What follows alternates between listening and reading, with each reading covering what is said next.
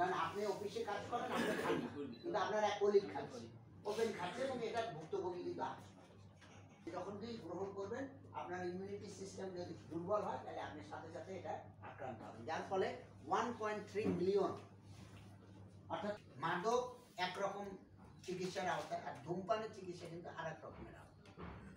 মাদকের সাথে কিন্তু এর একটু পার্থক্য আছে, এবং দুটো ল কিন্তু আলাদা। তামাক বিরোধী আইন একটা আছে, আর মাদক, দুটো কিন্তু আলাদা আলাদা। সেই জন্য আমাদেরকে কিন্তু খেয়াল করতে হবে, দুটো আইন কিন্তু একই রকম নয়। আমরা এইটা তথ্যটা দিলাম এই কারণে, তো এখানে দেখেন যে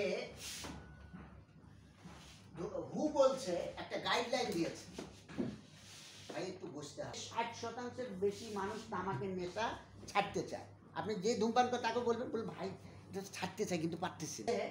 আর 70% মানুষ, ওখানে বলছে 60% ছাড়তে চায়, আর 70% মানুষ বলছে যে কোনো স্বাস্থ্য পরিষেবা বা অন্য কোনো সাহায্য তারা আসলে পায় না ছাড়ার জন্য। সেটা কিন্তু নাই, বিশেষ করে আমাদের মতো দেশগুলোতে এটা খুবই অভাব। অর্থাৎ আপনি ছাড়বেন যে আপনার সেই এনভায়রনমেন্ট, সেই কাউন্সিলিং, সেই ওষুধ বা সেই ধরনের ট্রিটমেন্ট বা সেই ধরনের প্রসেসের মধ্যে আপনাকে ঢুকিয়ে দেওয়া হচ্ছে। ছাড়লেই বরং হাতাহাতি করে, কিন্তু পুরুষ থেকে খারিজ হয়ে যাচ্ছে, বলে কি না? এবং আমরা বলি যে এটা ব্যাপার, কিন্তু এটা আরো ডাইরেক্ট। হ্যাঁ, আপনার এটা পুরায় তো তৈরি করা হয়, দেখবেন তামাক বা জর্দা পাতাটা কিন্তু না পুরালে, এবং দুটো সিগারেটের ওই রাসায়নিক যদি আপনার সাথে একসাথে পুশ করা হয় ইনজেকশনের মাধ্যমে, আপনি মরে যাবেন।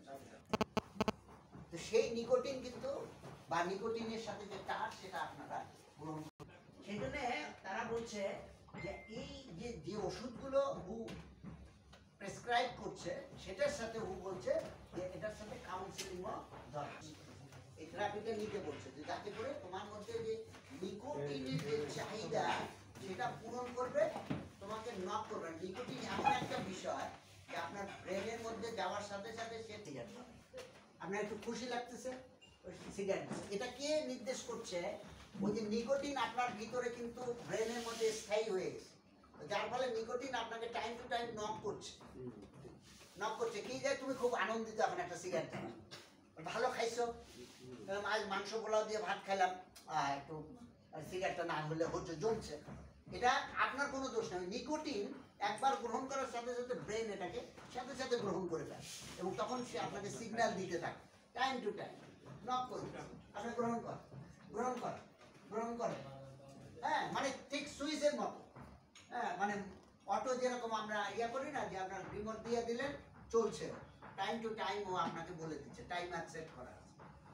হ্যাঁ, তো এই নিকোটিন থেকে বের হওয়ার জন্য এই বিষয়গুলোকে বলা হচ্ছে যে আপনাকে ওয়ার্ল্ড হেলথ অর্গানাইজেশন এই ওষুধগুলোকে বা এই থেরাপিগুলোকে সাজেস্ট করছে। হ্যাঁ, যে এই ওষুধগুলো যদি আসছে, যে কাউন্সিলিং ইম্পর্টেন্ট। অর্থাৎ ওই যে 60% মানুষ ছাড়তে চাচ্ছে, কিন্তু তারা কোনো কাউন্সিলিং পাচ্ছে না, কোন ওষুধ খাবেন আপনি, বা যদি যেতে পারি, তাহলেও আমরা যারা চেইন স্মোকার আছে, তো যে না ছাড়তে গেলেই আমার প্রবলেম হচ্ছে, তাহলে এই বিষয়গুলোতে আপনারা সরাসরি সহযোগিতা নিতে পারবেন। এখন দেখেন, আমাদের মধ্যে কিছু প্রশ্ন থাকে যে আসলে এই যে বলা হচ্ছে 2024 সালে বলা হচ্ছে এগুলো হু অনুমোদিত। হু মানে ওয়ার্ল্ড হেলথ অর্গানাইজেশন, নিকোটিন গাম আছে, প্যাচ আছে, হ্যাঁ, তারপরে এই যে সাইটিসিন নামে রিসেন্ট একটা ওষুধ আসছে, এটা হচ্ছে একটা উদ্ভিদ থেকে তৈরি। এটা কি করে? এটা আপনার নিকোটিনের যে চাহিদা সেটাকে পূরণ করে দেয়, এবং নিকোটিনের ফলে, নিকোটিন পোড়ানোর ফলে যে তার আপনার যে রাসায়নিক দ্রব্য তৈরি হয়, সেটার চাহিদাটা অর্থাৎ সিগারেট খাওয়ার সাথে সেটা আপনার রয়ে যায়। মূল জায়গাটা হচ্ছে আপনার শরীর, মন, ব্রেন নিকোটিন চায়। তো এই নিকোটিন চাওয়া সরাসরি আপনাকে নিকোটিনটা সাপ্লাই করবে, কিন্তু এটার ক্ষতি খুবই কম। তার না থাকলে, অর্থাৎ রাসায়নিক বিক্রিয়া না থাকে, বিক্রিয়া ছাড়া যে নিকোটিন, সেটা আপনার শরীরে, মাথায়, ব্রেনে কোনো প্রকার ক্ষতি ওরকম করবে না। 1%, 2%, এর বেশি না। যেটা 99% তারে যুক্ত। অর্থাৎ একটা সিগারেট খাইলে আপনি এটার সাথে সাথে সাথে এই তারও যুক্ত হবে, নিকোটিনও যুক্ত হবে।